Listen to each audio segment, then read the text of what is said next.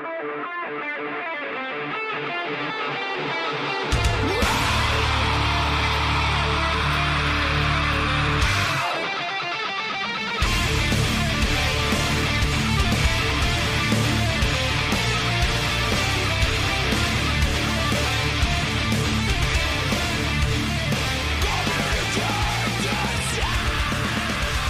is Sunday, March 27th, and this is episode 265 of the Defensive Security Podcast. My name is Jerry Bell, and joining me tonight, as always, is Mr. Andrew Callett.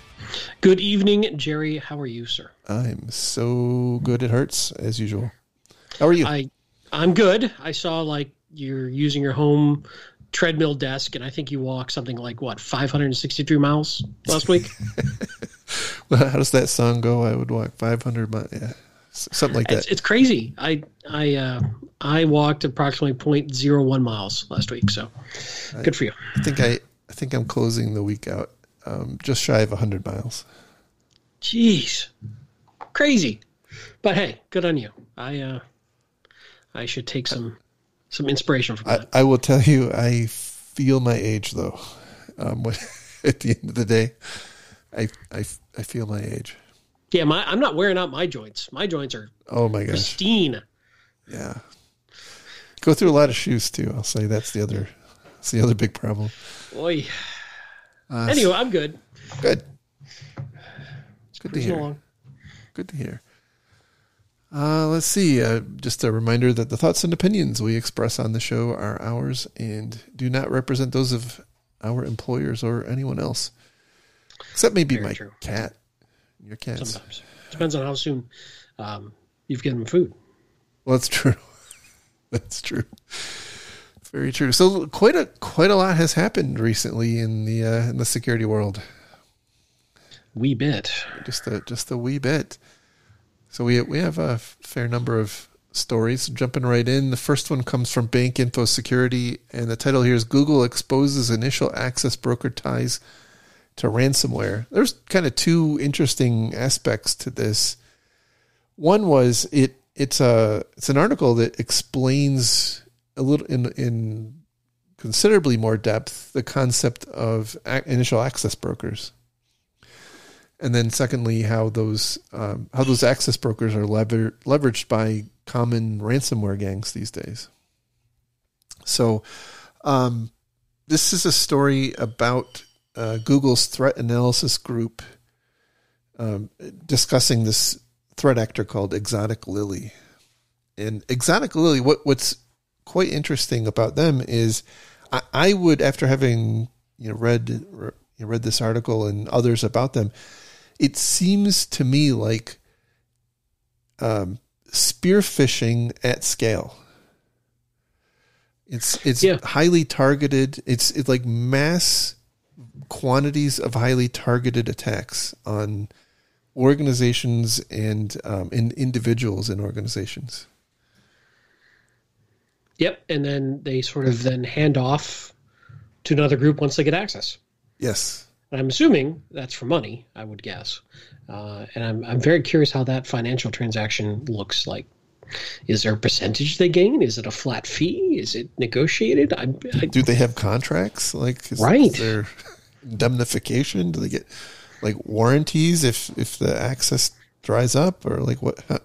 I'm sure those folks out there who have surveyed the dark web have seen these, but I've also seen sites that are auction access. Hey, we've got access into McDonald's Corp. Who wants it? Sure. How much are you willing to pay for it? Sure. Not saying McDonald's has been hacked recently. I just picked them out of a hat, but it is interesting though. Yeah, but they're very, very focused on very smart, and it seems somewhat templatized and sort of scripted, very successful spear phishing methodologies that they're using for social engineering.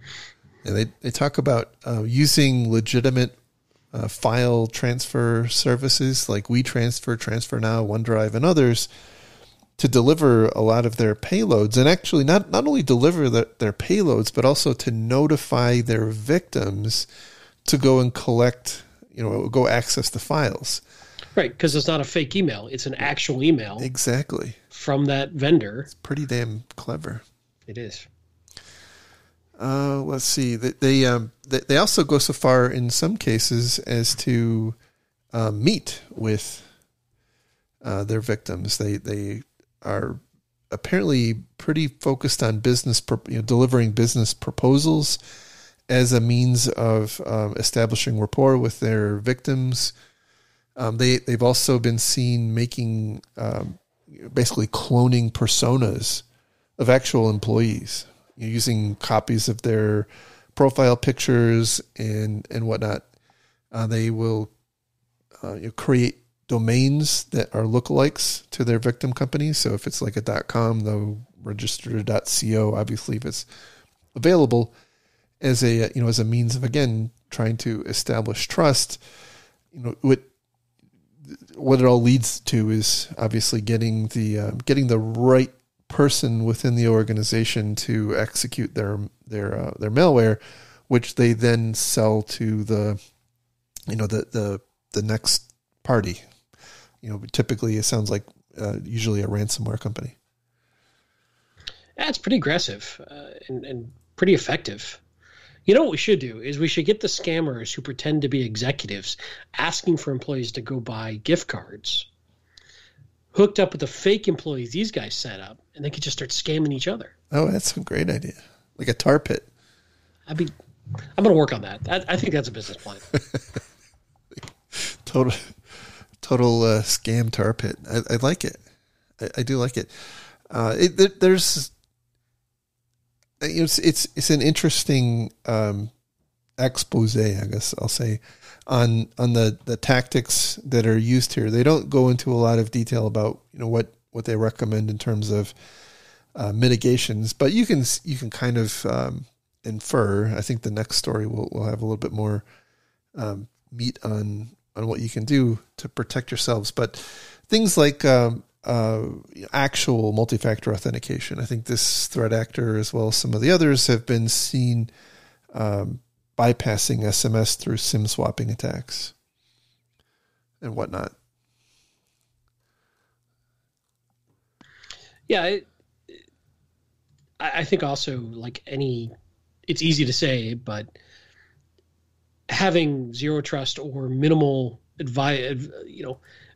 useful access for the employees minimizes the blast radius if their host is compromised in some way. Just here's the interesting thing. The initial access is often different than whatever the payload of the next step attack is.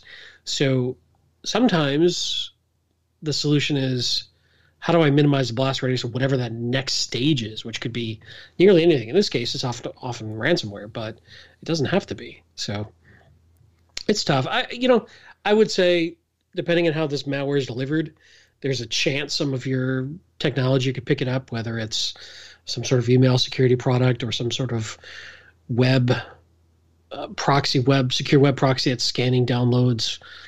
There's a chance. I don't know. Depends on how novel their malware is. Indeed. And your endpoint controls, how sharp they are.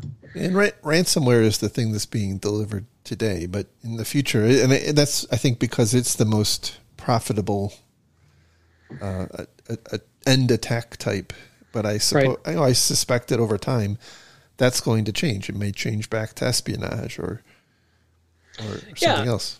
Which is interesting to me, because these initial access brokers seem to be happy just with that initial foothold in an environment and then not turning around and executing their own ransomware. So for whatever economic reason, it makes sense to them to stay within their core competency and sell off the access to somebody else who has a different core competency. Specialization. And it's specialization and industrialization, I think, of attacks.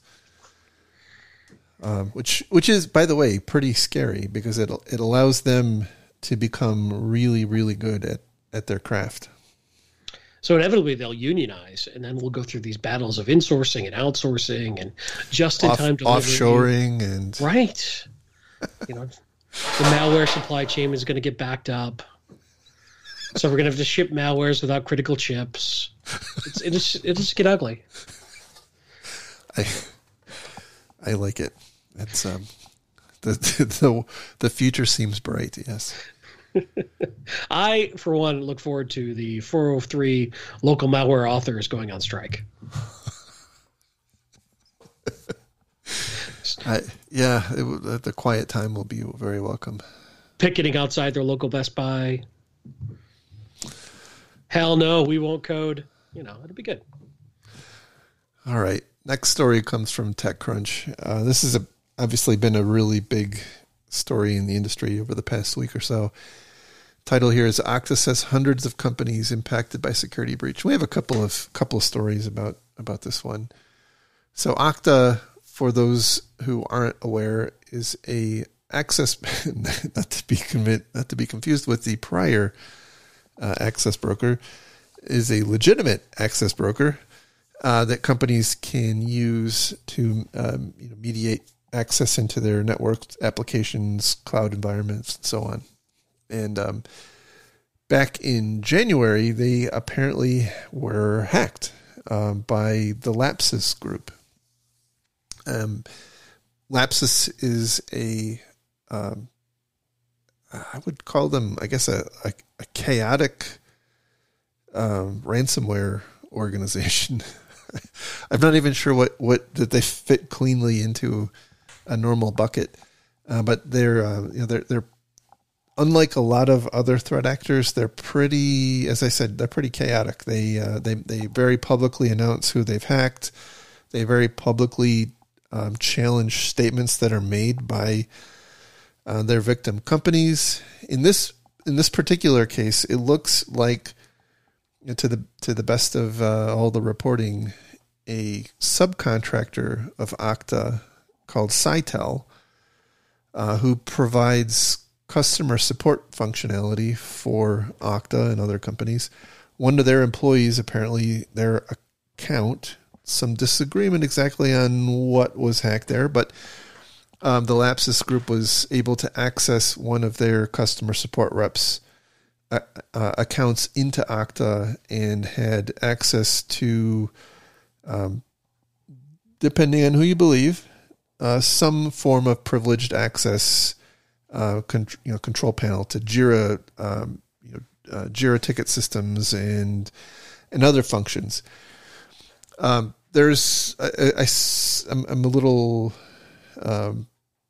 wishy-washy on that because there's some back and forth between Okta and the Lapsus group on exactly what was hacked. Whether was it a laptop or was it a thin client? What was the level of access that this contractor had? Was it super admin or was it some limited capability that didn't allow this subcontractor to actually mess with credentials of Okta's end customers?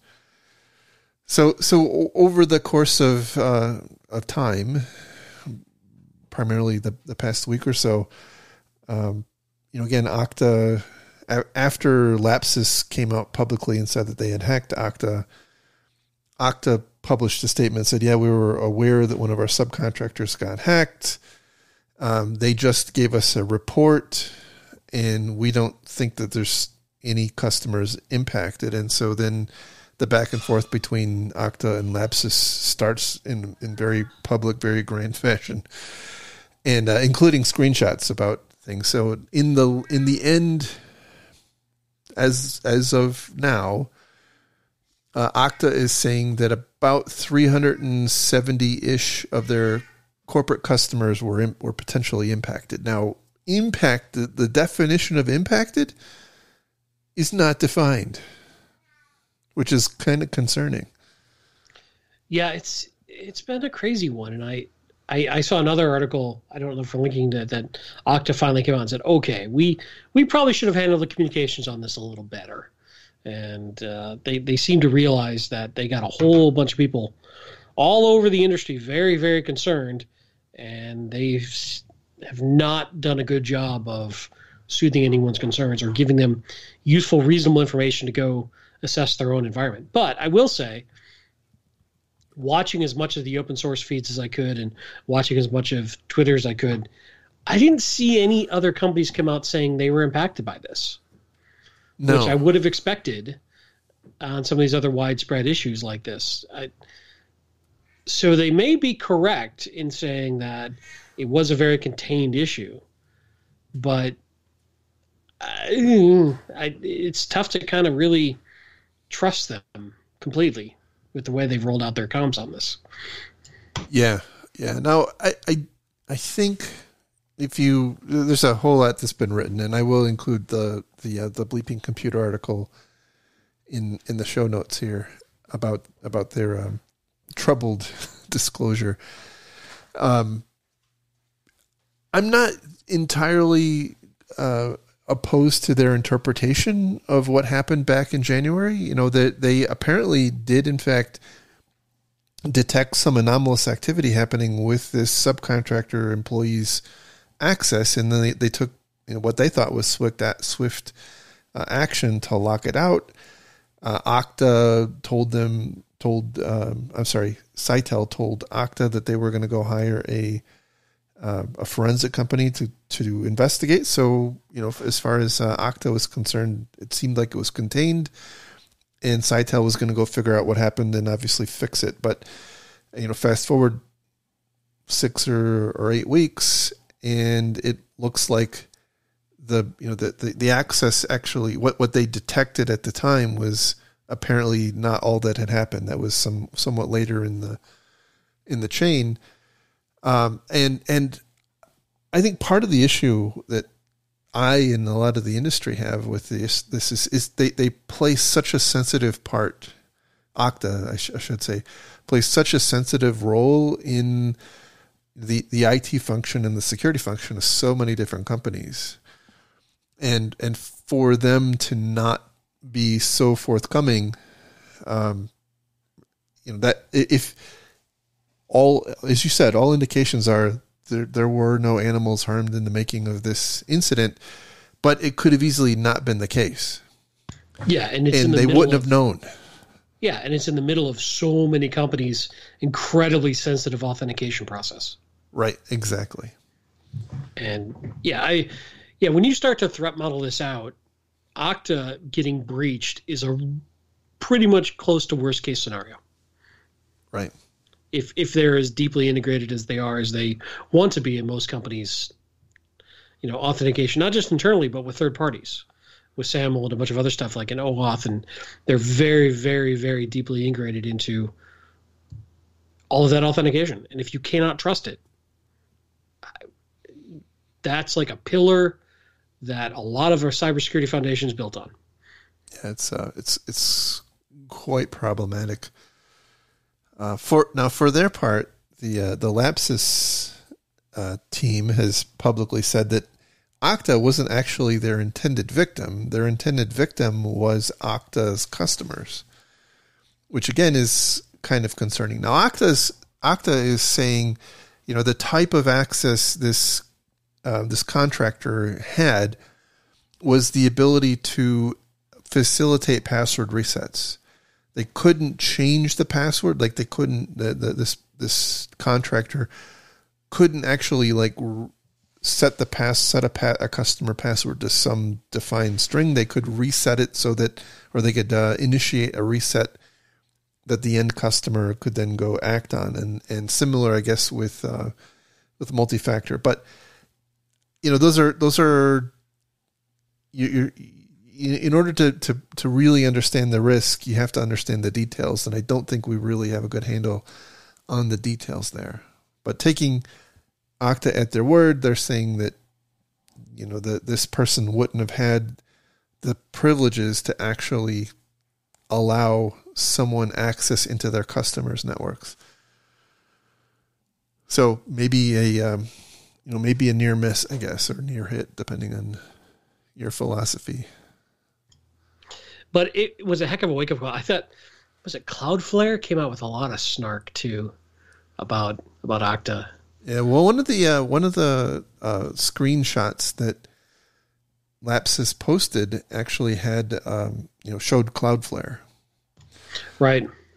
So it kind of implied that Cloudflare was somehow implicated in the attack, and Cloudflare basically came out with their fangs shown, saying this was what wasn't bad. And by the way, it was all internal stuff, had nothing to do with the service that we offer to customers. And we have multiple layers of authentication. We don't just trust Okta. And oh, by the way, we're now reevaluating our relationship with Okta. Yeah. Basically. Okta, by the way, their stock went down to about 20%. Yeah. So it was not a good week for them for sure. And by the way, I'm sure it is a rough time to be in security at Okta right now, and Sitel for that matter. Yeah, we're not talking too deeply about it, but I think their CEO was the one who made the first statement about it. And I think if you're looking at how to do crisis comms, it's a good example of not necessarily what to do. Yes. Yes, they certainly did underestimate, I think, the extent of the breach, and then B, the the boisterousness of the threat actor. Well, and also the various customers out there who are like, you need to tell us a lot more. Oh, sure. Absolutely. Because right now I'm stuck proving a negative to my executives, and I can't do that very well with what you've given me. Well, I definitely agree, but I think at the time, if the CEO was right, then there probably wouldn't have been a lot more questions. Correct. But yeah, this is I've read so many articles, they all kind of bleed together now, but one of the articles stated that someone at Okta said that they, in hindsight, should have really squeezed Sitel much harder in the January timeframe, right after the breach, to figure out like what exactly happened, rather than waiting for the report. Yeah. So, live and learn. But this is good example of what can happen when you have this highly centralized risk function, right? Now again, hopefully Okta comes through this and they're better for it, and the rest of the industry learns from it too. But at the end of the day, like this is a wake-up call. You do have a concentration of risk, but I would say it's, for most companies, better than what they were doing without this sort of service. Now, to Cloudflare's point, there's ways you can architect this so it's not a single point of failure, but right. I think they're a very sophisticated operation. I mean, I just want to be clear in saying that I still think something like service like Okta brings a lot of value. And I don't have any ties to Okta. They're not paying me to say that. You can look whatever vendor you want. It's kind of like a password manager. It's a concentration of risk, but it's probably going to reduce far more risk than it introduces. Oh, and if you focus on only one side of the equation, it's not a good holistic view of when and how to use it. For sure. Most organizations don't have the sophistication to put together their own service and manage their own service like Okta does in a responsible way. So completely agree. So moving on, there's a related article about Lapsus, and this also comes from TechCrunch, and the title is "Microsoft Confirms Lapsus Breach After Hackers Publish Bing Cortana Source Code." I was disappointed that Clippy was not included, but I guess there we go. Well, Clippy's still involved in all the lawsuits. That's true. So, I mean, after the descent into drugs and alcohol, he really did follow the path of like a child star that grew up bad. So, maybe when Clippy is out of rehab. Clippy's like working at Walmart now, isn't he? Something like that. I don't think I'm allowed to say. Okay. Honestly, I think we need to respect Clippy's privacy at this time. Fair enough. All right. So similar set of circumstances as to Okta, and a Microsoft employee's workstation was apparently compromised, and that employee had access to some source code for Bing and Cortana in Maps. Now, Microsoft obviously is coming out of the gate saying, their security response team detected this very quickly. They responded to it very quickly, and none of their security is dependent on their source code being kept private. So they're not seeing this as a risk that the world needs to react to. What I thought was most interesting is the blog post that Microsoft wrote, because this is Microsoft obviously has their own threat intelligence team, and they had been tracking the Lapsus group. They call it Dev-0537, just rolls right off the tongue, for quite some time, and now they're a victim of it. And they go through, it's linked from the TechCrunch article, they go through it's a many-page write-up about what happened to them and how this actor typically operates and the various things you as a organization can do to help protect yourself. They go through a really deep explanation of the types of activities that the Lapsus team uses, including, by the way, trying to hire or recruit employees of victim companies, for pay to hand over access, VPN access or RDP access into company networks, or if you don't have either of those, to install a help desk type software agent on the company's computer, for pay. And they publicly advertise this at Lapsus Jobs, which is terrifying.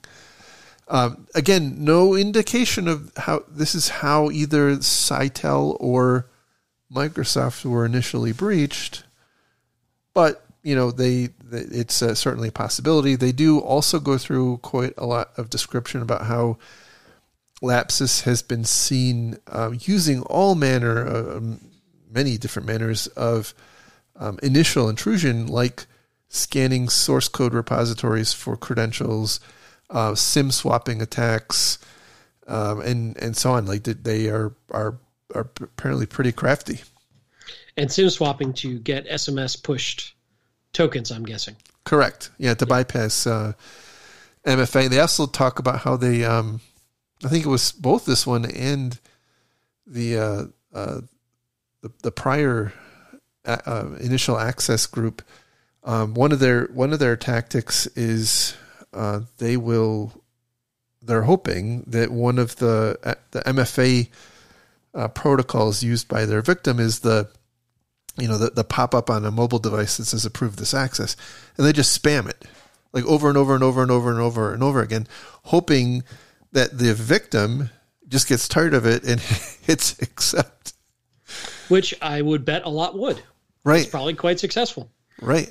Yeah. Pretty interesting. So they go through, I thought the most interesting aspect of this, obviously, other than the detail they go through in the write-up, is the recommendations. And I felt like we haven't seen great set of recommendations for a while, and now we're starting to see them again. So here we go. Require MFA for all users coming from locations including perceived trusted environments in all internet-facing infrastructure, even those coming from on-premise systems. That is, I think that's a departure from how a lot of organizations view themselves. They see their internal environment as somewhat trusted, which goes against the whole zero trust paradigm. I mean, it makes perfect sense because the endpoint right. is what's often initially compromised. Exactly. Yeah, I completely agree. Leverage more secure implementation such as FIDO tokens or Microsoft Authenticator with number matching. And by the way, the number matching is where you have to type into your MFA application on your phone or what have you, the number that's displayed on the screen.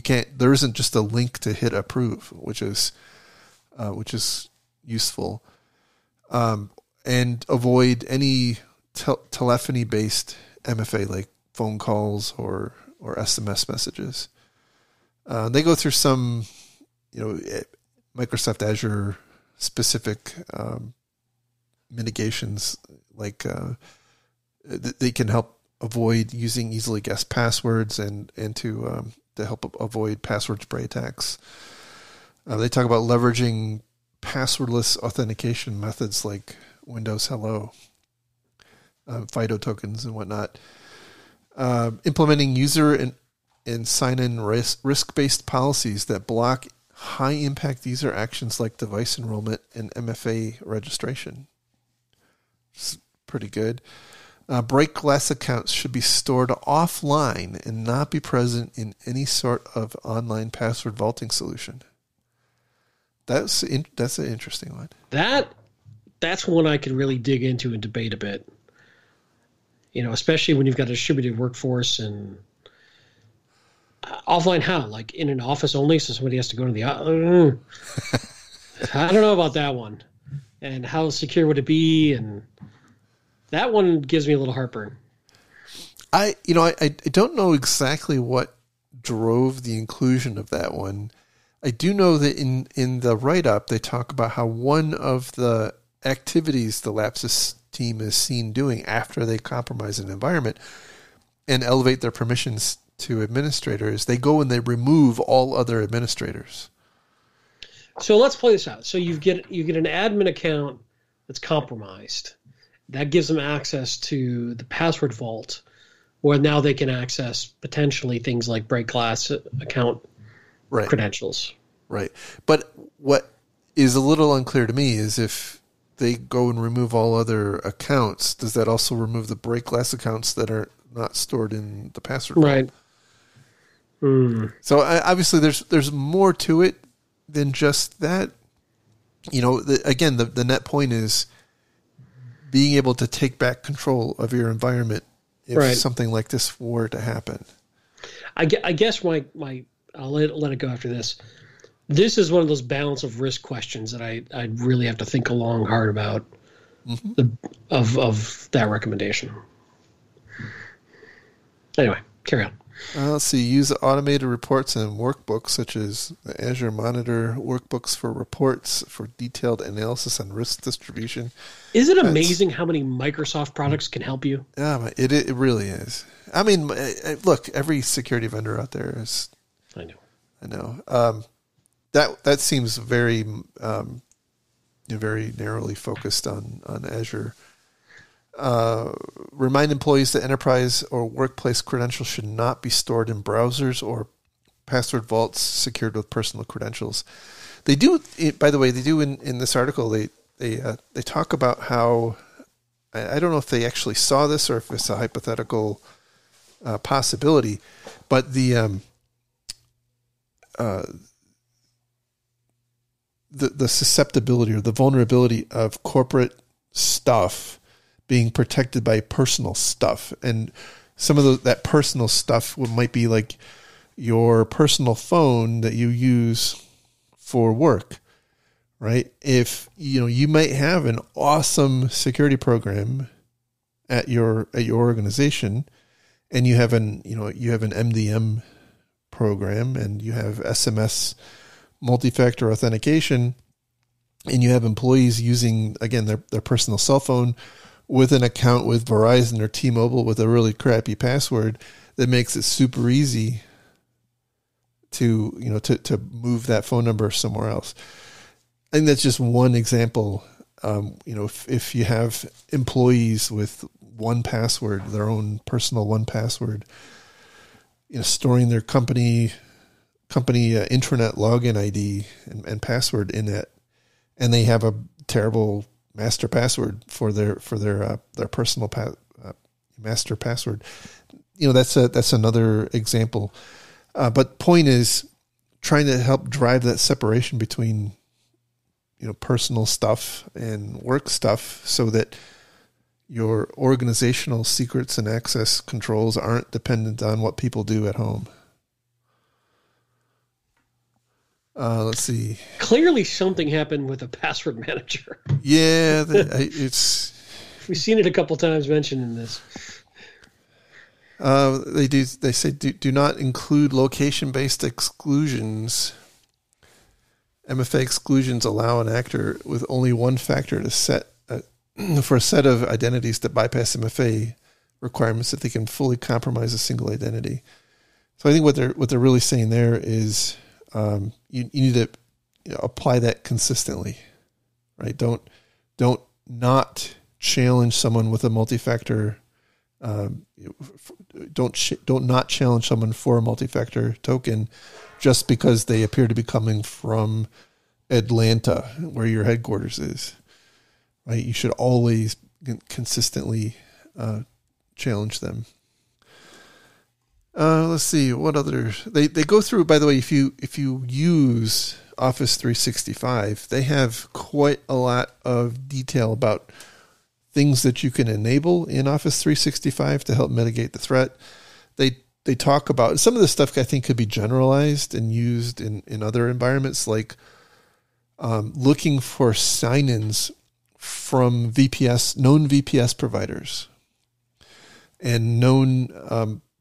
They specifically mentioned NordVPN, but I'll abstract that to say like known VPN providers, and then they call it IP address teleportation. I've heard it described as impossible travel, where you see Jerry log in from Atlanta, in at one time, and then 15 minutes later he logs in from India. Well, that can't happen unless we invent teleporters or something like that. Yeah. I mean, if you spun up a VPN provider with an endpoint that suddenly terminated in India, it could be you. It would just be weird. Correct. But then you would have to, a reasonable company would have to say, why are you doing that, Jerry? Right. It's still not something you want to allow. But it's like, I could conceive of a few reasons. Maybe you've got some sort of geolocation you're testing. Like you've got rules to not do business with certain countries, and you want to test if your WAF is blocking those. I mean, there's a few valid use cases, but it's not guaranteed to be malicious, but it's suspicious. It's definitely something that you should look into. Anyway, great write-up by Microsoft. Hopefully Bing will recover from this grave intrusion. No comment. All right. Next story. This is the next is the continuing saga of what is now being called protestware. The title of the story from Ars Technica is Sabotage: Code Added to Popular NPM Package Wiped Files in Russia and Belarus. We've talked about this a couple of times. It's another example of this happening. The author and maintainer of a pretty popular JavaScript package included, before we saw this, spewing out words of support for the Ukraine, whatnot, right? But this time it went further, and if the endpoint appeared to be in Russia or Belarus, it actually started deleting files, and the author did some rudimentary obfuscation of the code that did the deletions, and so it wasn't like readily apparent what it was ultimately going to do. The problem, I think, is, and by the way, I think this is something that we're going to have to reckon with sooner or later. It's kind of wrecking the trust in open source, and to some extent, maybe that trust was misplaced all along. But here's another example of, I'll call it a supply chain attack, right? But your supply chain happens to be an open source provider, and it's it's really problematic, I think, because for many years, so many people have had this view that open source was intrinsically more secure because it was open source. anybody could look at it, and therefore, as Linus Torvalds famously said, all bugs are shallow with many eyes. I think it was Linus, or maybe that was Eric Raymond. I forget who it was, but anyway, that was Abraham Lincoln in 1865. Well, that could be. Come on, man. Could be. I read it on the internet. Ben Franklin. Anyway, that's not all that important. Somebody smarter than me said it at one point, but it is dependent on somebody actually looking at it, and I don't think that often happens. I think people just download this shit. Sorry, looking at and install it. Not only looking at it, but accurately auditing it and understanding it. And if you've ever seen some of the obfuscation contests, good luck. Yeah. They do point out in some of the articles, I don't think it's necessarily in this one, but there are some pretty more detailed write-ups about how this author went and did obfuscate it. And like you wouldn't immediately catch your eye that it was going to go delete a bunch of files. Yeah, he didn't comment a big section of, here's my section, I'm going to delete a bunch of files. Right. Yeah, the thing that I've thought kind of interesting and a little scary is it was trying to do geolocation based on Russia and Belarus. Great. But some of that is a little sketchy. The geolocation functionality is not 100%. No, not by a long shot. And I mean, I got to think some Ukrainian IP addresses might get labeled as Russia and vice versa. And, that whole area, I don't know. I think there's an overabundance of trust in like geolocation of IP addresses, because we've seen that be all sorts of voodoo. So, yeah, I mean, you just never know when those things with the best of intentions get out of control. Yeah, I mean, it's regardless. This was a intentionally inserted malware attack, by the author of an otherwise legitimate application that is used like really pervasively. I think they said it was downloaded more than 22 million times. It was included in 21,000 applications. Jeez. So, this is there are no easy answers. We talked about this in the past. Like, this is where we are starting to see in the U.S., and I think some other governments too, starting to push the whole concept of software bill of materials. But the reality is that only takes you so far.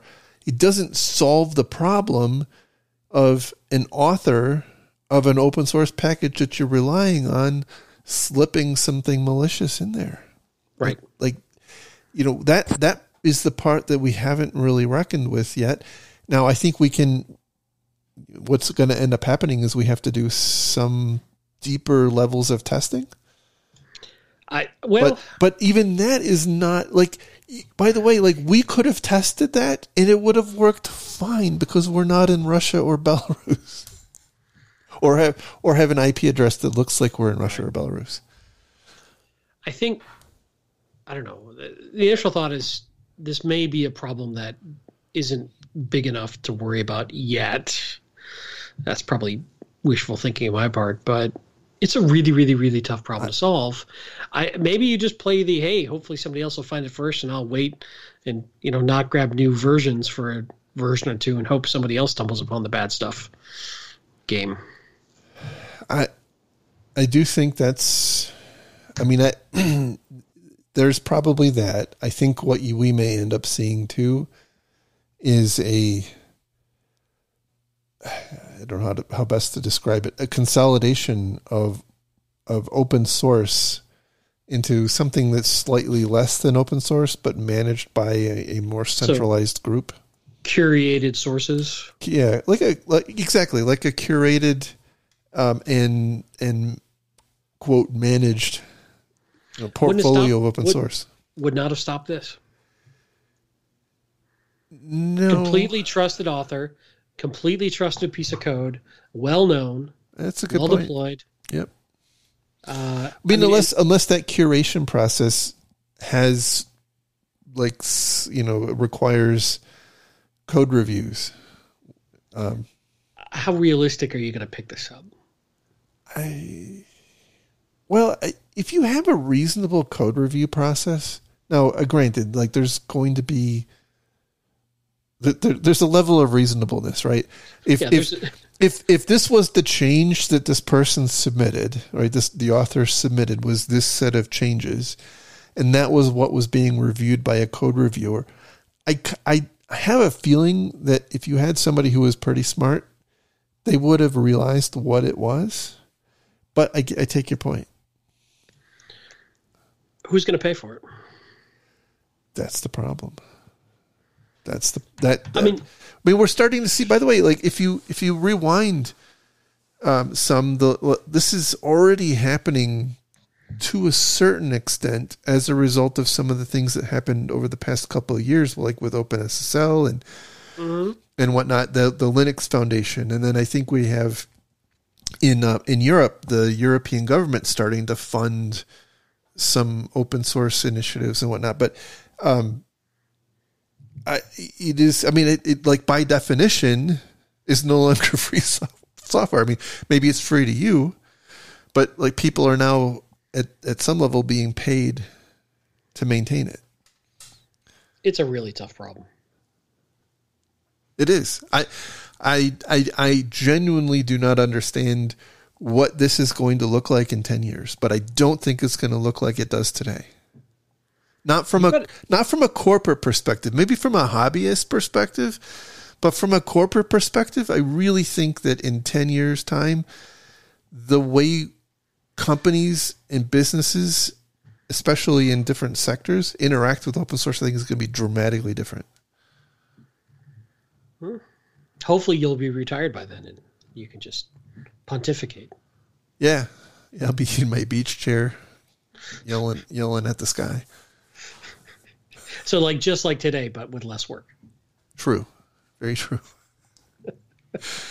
All right. So anything more to say on that one? No, I have thoughts, but they're not good, well-defined thoughts. So we'll move on. All right. The last two articles are kind of the same. Two views of the same thing. The U.S. government, the president, as part of the recent appropriations bill, signed into law a component that designated the Department of Homeland Security, CISA, it's the Cybersecurity Infrastructure Security Administration, which is just an awful name, by the way. Like it has anything that you have security so many times. It's bad form, in my view. They were anointed to create a set of regulations that require 16 categories of critical infrastructure companies or critical infrastructure organizations to report breaches within 4 days. Within 3 days, 72 hours. Report paying a ransom within 1 day and providing a material update to a previously disclosed incident within 1 day. What it means to report is yet to be determined. Who is regulated and not. They call them covered entities. That's not yet defined. And what a covered incident, which is reportable, is also not yet defined. This law requires CISA to create proposed rulemaking, which has to be published, I think, within 18 months.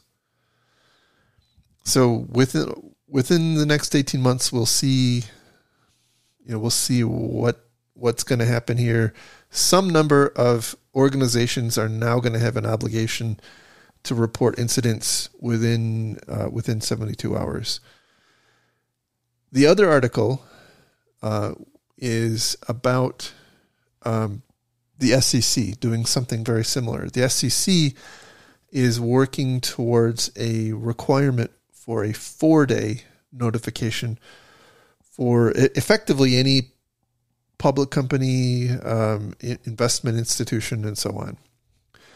So if what I think we're seeing is the types of data breach notification or security incident notification laws that have been put into law, like with the New York DFS, the GDPR, the CCPA in California. We're starting to see like there's going to be very few pockets where that isn't applicable. Like almost every organization, I think, in some regard, is going to have to report incidents, data breaches, or otherwise, within a defined time period, and I think that's going to change. It's going to change some things. I know that the GDPR has been pretty contentious in this area for a lot of organizations, and I will say, by the way, this is something that's kind of near and dear to my heart. Like when you look at the data privacy regulators in the European Union, like the fines that are levied are almost exclusively, like the worst fines are levied for those that don't report data breaches. It's not the crime; it's covering up the crime. Right. My initial reaction is I hate everything about this. Yeah, but it seems inevitable. It's like the SEC. The SEC one I can somewhat understand because it's informing investors of things they need to know. Now, what material means is a whole different conversation. Like, what is a material breach? And I don't think like we would need like 6 lawyers and about 3 days to unpack that conversation. Oh yeah. Yeah. But so I kind of get that. Like, if I'm an investor, but I just like these time frames. Having been involved in plenty of incidents and plenty of situations, is like, how distracting is that going to be to people trying to solve the problem? And, because it's not going to stop with disclosure. It's inevitably going to go into now prescribed remediation or methodologies or the whole thing is just icky. But I also think it's unavoidable. I think there's no stopping that train. No, there definitely isn't. It remains to be seen what happens next. I mean, the GDPR has been out for quite some time, and there hasn't been another shoe to drop yet. Although there is the pending Data Act, which, by the way, if any of you are doing business in Europe, go look that one up. It does the same thing to non-personal data as it does to personal data. So it's going to be super fun for people who have IoT things and non-personal data. But it we haven't seen kind of that next shoe dropping in the wake of the GDPR. I think what's going to be more problematic is like knowing all the people and regulators that you have to notify. Like if you're a multinational organization, like let's just say Okta. I'm going to be, super controversial here. Like, so if Okta is doing business in, the U.S. and they're a public company, and then they're also doing business in serving customers in Europe, like they have to notify Europe in 72 hours. They have to notify, the SEC within 4 days, and they're maybe in the future they're considered critical infrastructure, so they have to notify CISA within 3 days. And then maybe they have a different notification under the California law. Like, this is going to descend into madness. Oh, you're just going to have a bunch more people hanging out doing GRC stuff. Or what we're going to do, here's what we're going to do. We're going to start a SaaS provider. And there's going to be an API. And the API, like you're going to make a call into the API when you have a data breach. Okay? And it's going to tell you have to say where all of your customers are. And then it just automatically notifies all of the regulators on your behalf in seconds. That's brilliant. That's like when you list your home, it goes out and puts on all the listing services at once. Right. That's brilliant. Oh my God. Why didn't I think of this sooner? Wow. Okay. All right. Well, I think I'm going to cut the show off now so I can go get some funding for my new business idea. That's pretty good. It's pretty good. Or dinner. I don't know which. All right. All the best ideas trumped by dinner. That's how it gets when you get old. Like, this is why startups are run by young pups, because they don't get distracted by, like, you know, the early bird special. Joint pain.